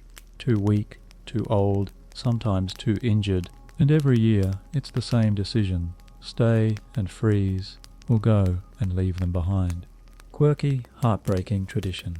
Some Ice Age groups are thought to have practiced last fire rites, lighting a final flame for those who chose to stay, allowing them to face death in light rather than darkness. It wasn't mercy, it was dignity. Today, the old man won't go. You knew that the moment you heard him breathe last night. The wrath, the hollow sound of lungs that don't want to fight anymore. He's still wrapped in hides, still held by the girl, but now her eyes are red, and she's not humming. Someone offers her another pelt, a gentle gesture, not a word. She nods. This is the part no one talks about. Not in songs, not in cave paintings, but it's the part everyone feels, the weight of movement and the grief of those who can't come. Still, the migration must happen. The group begins to move, slowly, carefully. The fire, what's left of it, is raked out and smothered, ash scattered, stones nudged back into the dirt, as if erasing proof you were ever here, not for secrecy, for respect. You step outside. The snow crunches under your feet, crusted and biting. The wind greets you immediately, like a slap. But the light, that soft, cold blue, is a kind of promise. South. You follow. Historians still argue whether winter migrations were planned or reactive, scheduled treks along memorized routes, or desperate escapes when the cave grew too cold. But there's one thing everyone agrees on. You didn't stay in one place forever. The world was not kind enough for that. As your group forms a slow, uneven line moving between the trees, you glance back. The cave is still. The girl stands alone at the mouth, arms wrapped around herself, the hides of her grandfather resting beside her like folded memories. She stays a moment longer, then turns and walks. Not fast, not slow, just forward, like all of you. Because in this world, the cold doesn't wait, and survival is a journey, not a place. You don't speak as you walk. No one does. It's too cold. The wind swallows voices and slaps the words out of your mouth before they form. Your breath puffs out in bursts, quickly stolen by the air, like smoke from a dying ember. You walk single file, because it's easier that way. One track of footsteps through the snow. The person in front breaks the crust. Everyone else follows in the same depression. It's slower, but warmer, safer. You glance back once. The cave is gone now, swallowed by the trees and the slope behind you, and in your gut you feel that dull ache again. Hunger, yes, but also something else. Regret. Because last night the fire died, and you didn't light it again. You tell yourself it was strategy. You needed the fuel for today. You needed the energy for the march. But deep down you know the truth. The fire went out, and no one could save it. This happens sometimes. Even the strongest clans miscalculate. A delay in hunting, a misjudged stash, a wet wood pile, and suddenly, at the worst moment, the fire gives up. And that's when things get desperate. You've heard stories of people fighting over embers, of clans raiding others, not for food but for flame, of nights so cold, the walls of caves cracked from ice, and the bones of hunters shattered on morning touch. And the most terrifying one, the tale of a woman who walked through a snowstorm at night, with a single glowing coal wrapped in moss inside a hollowed animal horn. She walked for hours, alone, whispering to the ember to stay alive, like it was a child. When she arrived, the ember was gone, and so was she. Quirky detail. Some early groups invented coal carriers, small stone or bone containers lined with ash or bark, used to protect smouldering fire between migrations. These relics, found at sites across Eurasia, suggest just how desperate people were to keep the flame burning. Because once you lose fire, you lose everything. Warmth, protection, cooking, water. But worse, you lose hope. You remember a time when your clan did lose the fire. 3 days without. You burned dried moss, animal dung, even parts of the shelter itself. You drank melted snow that tasted like smoke. You huddled under hides that smelled of desperation. And then, when it finally came back, sparked from flint after hours of effort, you cried, not loud, not like a child, just a few silent tears that steamed off your cheeks and disappeared. That's what the fire means. It's not just survival, it's spirit. Mainstream fact: the control of fire is considered one of the greatest evolutionary leaps in human history. It changed everything from digestion to migration, from brain development to social bonding. Without it, we may have never become who we are. Today you carry it again. A fresh flame, carried in a bark bowl by the man in the front. He holds it like it's holy, which in a way it is. Others guard the embers, hidden in ash. Someone else carries a bundle of dry grass and slivers of resin-soaked pine bark, just in case. Because everyone knows, if the fire goes out again, there might not be another chance. You keep walking. The snow is deeper here. Your calves burn with every step. Your hide-wrapped feet are soaked through. But you don't stop. No one does. Because stopping means stiffening. Stiffening means freezing. And freezing means the wolves won't have to hunt. You pass a broken tree, charred at the base, someone's old campsite, a forgotten war with winter. You don't stop to examine it. You just nod silently in respect. Another group, another flame, another night survived or not. You keep moving. And though the fire in your group is small, fragile even, it's alive. And that's all it needs to be. The march slows near dusk. The sun hasn't exactly shone all day. It's been hiding behind clouds like a coward, but now it vanishes completely. The air sharpens. The cold returns with more confidence, brushing your cheeks like it owns the place. You can feel it hunting again, waiting for the first mistake. That mistake might be the children. The boy ahead of you is limping, not dramatically, not loudly, but it's there, a slight favouring of his left foot, a wince every fifth step. He hasn't said anything. He knows better.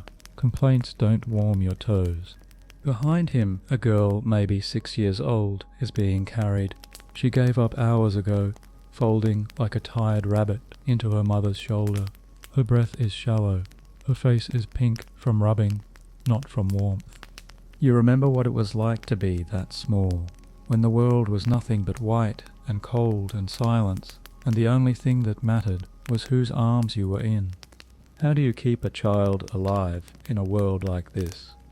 The answer, as always, together.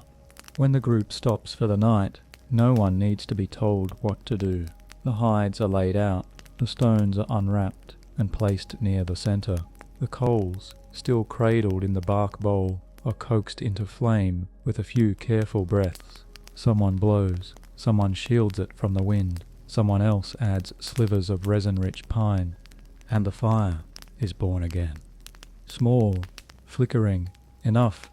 The children are placed nearest to it, not just out of kindness, out of strategy. Their bodies lose heat faster. Their skin isn't thick enough yet. Their bones too small to store warmth for long. They are the most fragile pieces of this human puzzle. You help lay down extra furs around them, one hide under, two over. The mother of the little girl adds a warmed rock beside her daughter's stomach and folds the child's hands around it like a sacred object. Mainstream fact: babies and small children in the Ice Age were often swaddled tightly in fur and worn against the body, even while sleeping. It was the only way to keep them alive through freezing nights, especially when food was scarce. The fire builds. You settle down again, knees pulled to your chest. The ache in your legs is nothing compared to the ache of watching the young fight the cold. Because it's not just the temperature, it's the silence, the way they stop moving, the way their eyes glaze, that look that says their little bodies are starting to agree with the cold instead of resisting it.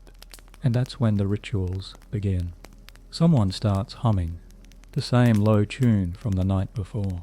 It's not a song, it's not even pretty, but it's rhythmic, grounding, a noise that says we are still here, a noise that travels through the firelight and wraps around the little ones like a second blanket. You hum too. Others join in. No one's smiling. This isn't for joy, it's for warmth, the kind of warmth that lives in voices when fire and furs aren't enough. Quirky detail, certain tribes are believed to have used sound, drumming, chanting, humming as a way to maintain alertness and boost group morale during extreme cold. Sound wasn't just cultural, it was practical. It kept people awake. And you must stay awake, at least for a little longer. The boy with the limp is asleep now, his legs elevated on a stone wrapped in fur. His sister's face is hidden in her mother's collar, breath fogging the woman's hair. You watch them for a long time, because this is where humanity either wins or loses.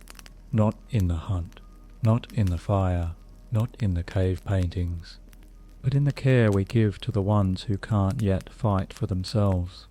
You adjust your hide slightly. It slips down your shoulder, but you don't fix it.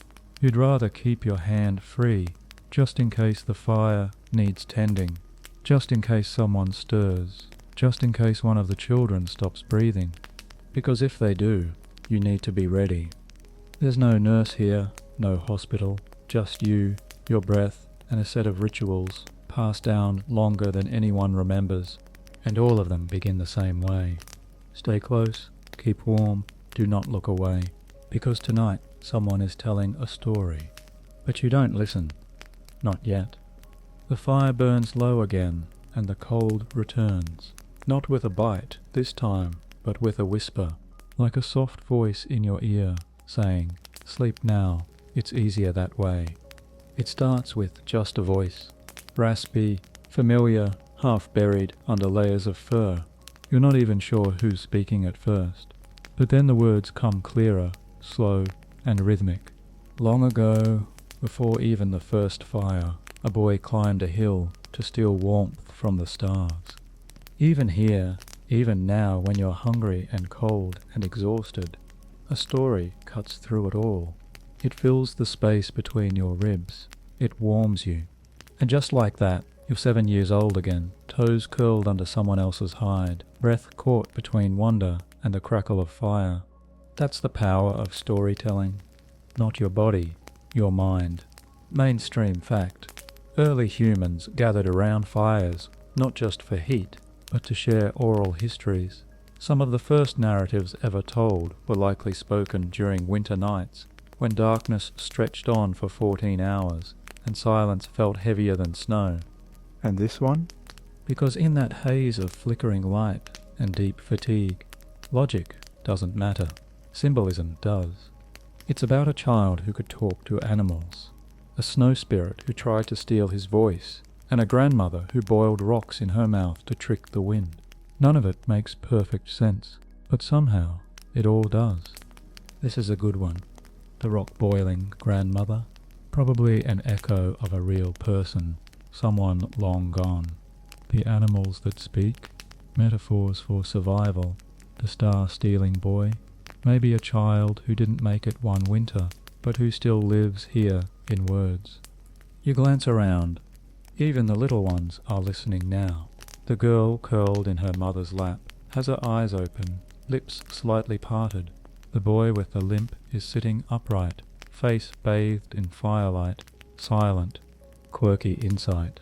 Some anthropologists argue that storytelling helped regulate emotion and build memory during the Ice Age, that it calmed the nervous system, that it gave people a sense of continuity, a psychological anchor when everything else was frozen, unfamiliar, or trying to eat you.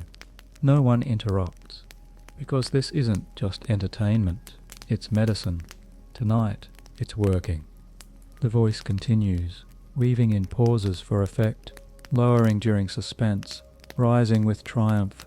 There's laughter, once quiet and shared, and when the story ends, there's a silence that feels full, not empty.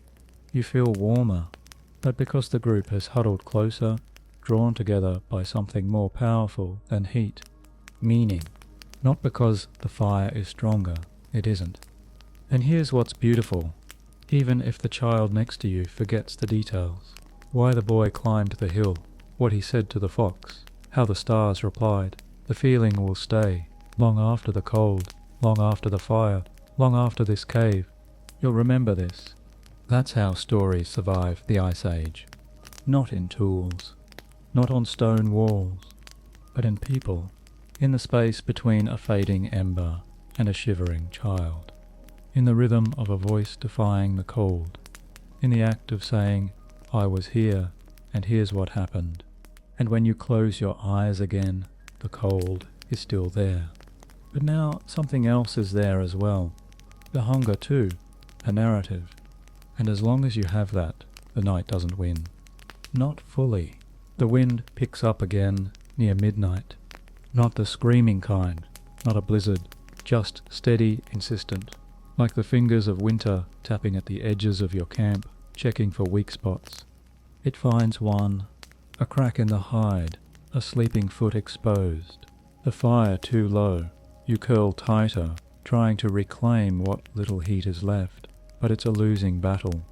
Outside the circle of bodies and stone, snow begins to fall. Slow, silent, but heavy. The flakes come big, soft as feathers, but cruel in intent. They settle on the shoulders of furs, melt against warm skin, then freeze again. If you're not covered, they pile. If you're not moving, they bury. And then you fall asleep under it. Not deeply, not comfortably, but fully enough that when you wake, you're covered in a thin sheet of snow on your eyelashes.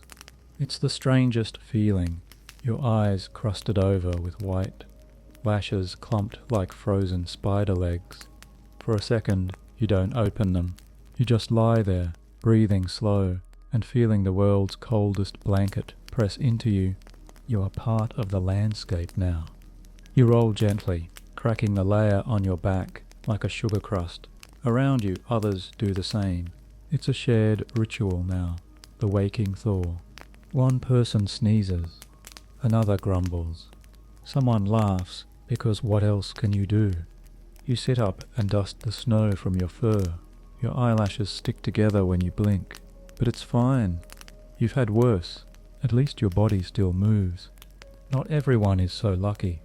You glance down the line. Someone's slow to rise. Their fur is stiff, their hands curled. You walk over, gently brush snow from their face. Eyes open, relief. But the danger was close. Because sleeping under snow isn't just a photo op, it's the edge.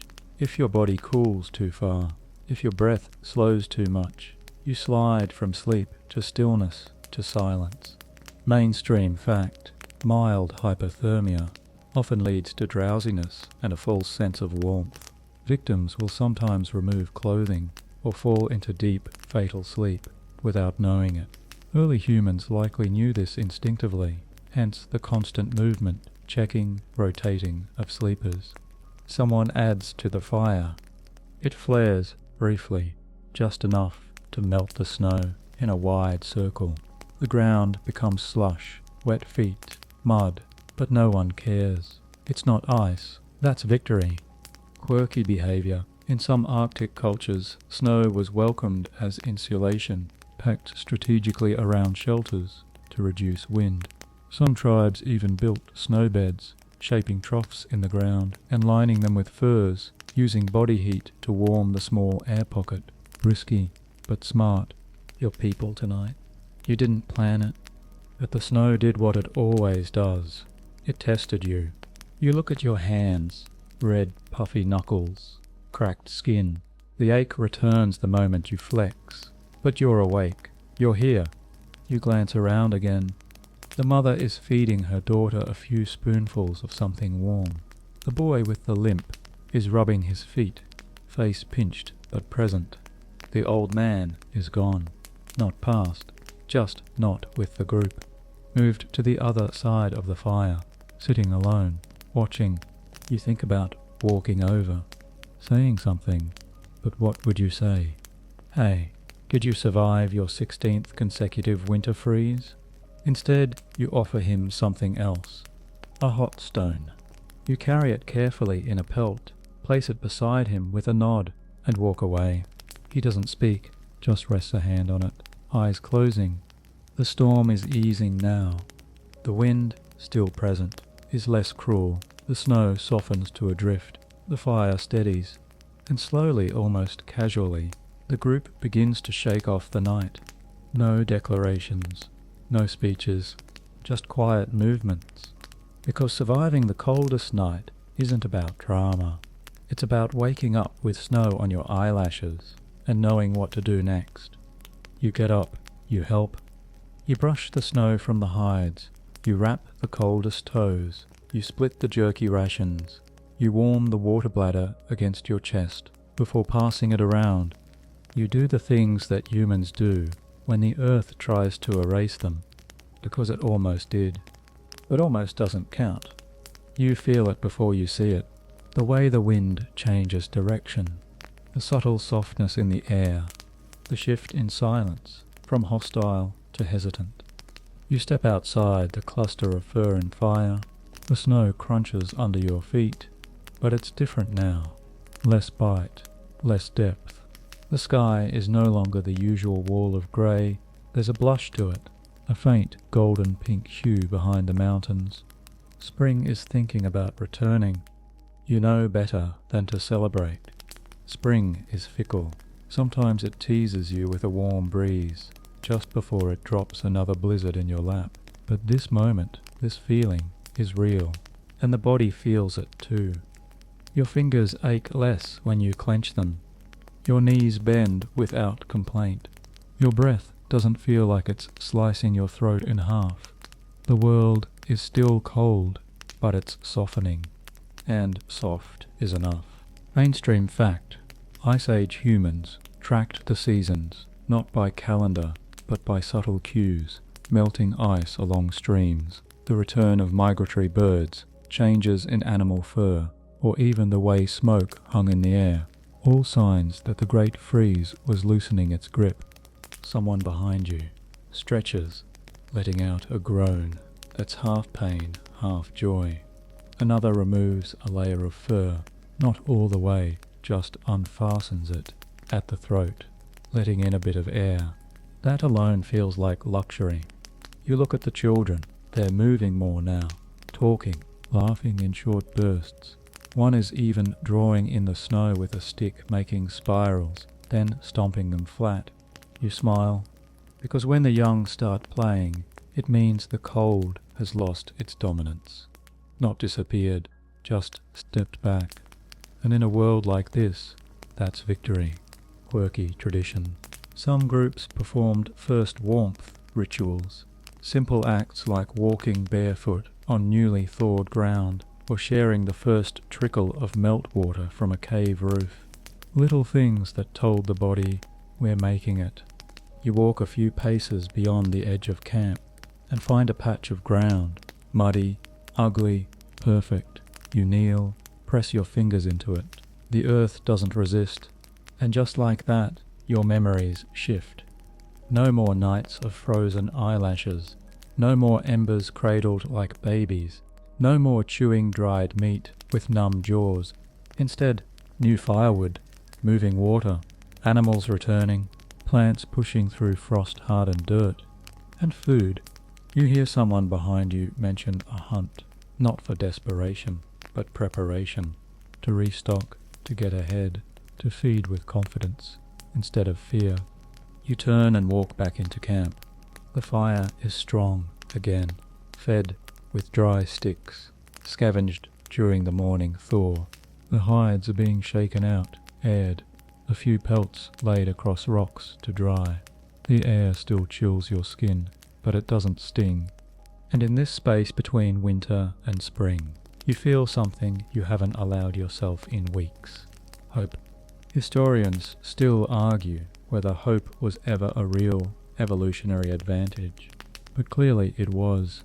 The human brain survived not just because it could solve problems, but because it could imagine a world better than the one it was in. You see it now in every movement around you, in the way someone sharpens a spear, in how another patches a torn hide, in the child building a tower of stones just to knock it over. No one's celebrating, but they're living again. The old man walks over to the fire, slowly, carefully, but without help. He lowers himself to the stone and lets out a sigh that sounds like melting snow. Then he reaches into the fire with a stick and pulls out a glowing coal. He smiles at it, and you know what it means. We survived. Not forever, just for now. But now is everything. The night returns one final time, quiet and slow. But this time it doesn't feel like a threat. It feels like a curtain, gently falling across the sky. The stars don't stab, they shimmer. The wind isn't hunting, it's just moving. And you're not afraid anymore. You've done this before. Your group has gathered close, but it's different now. The cluster isn't desperate, it's chosen. You're not fighting the cold, you're resting from it. Firelight paints warm amber rings on the cave walls.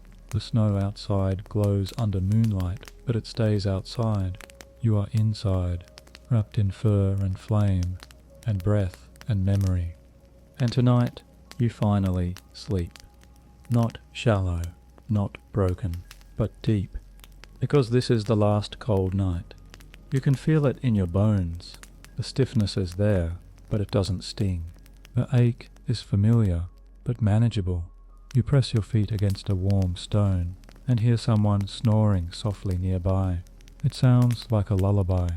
Mainstream fact. Many archaeologists believe the transition from winter to spring was one of the most celebrated times in early human culture.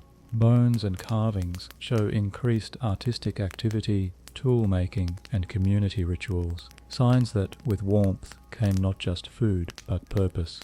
Someone nearby murmurs something, half asleep. You don't catch the words, but the tone is sweet, reassuring. You close your eyes, and your last thoughts of the night are simple. You did it. You held the fire. You shared your warmth. You survived. And with that, let's let the night do what it does best. Settle, ease into the silence, ease into the dark, ease into the story ending. So now, as the fire quiets to a soft glow, and the last flicker of flame fades into the stones, you can let your breath slow. There's no more cold to fear, no wolves outside, no hunger twisting in your stomach, just warmth, soft, steady, and earned. Your body is tired, but not broken. It's been strong enough to carry you through this night, and maybe through 1,000 others just like it, because in this ancient place, surrounded by flickering shadows and gentle breaths, you're not just a figure under fur, you're part of something older, something deeper, something eternal.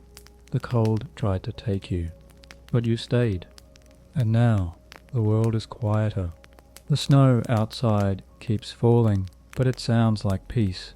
Your fingers relax, your jaw unclenches, and your breath settles into rhythm with the fire's last heartbeat. Nothing left to do, nothing left to say, only warmth, only rest. And as you drift, wrapped in fur and stone and starlight, know this, you've survived the coldest night, and the warmth is coming. Sweet dreams, little firekeeper. We'll see you when the sun returns.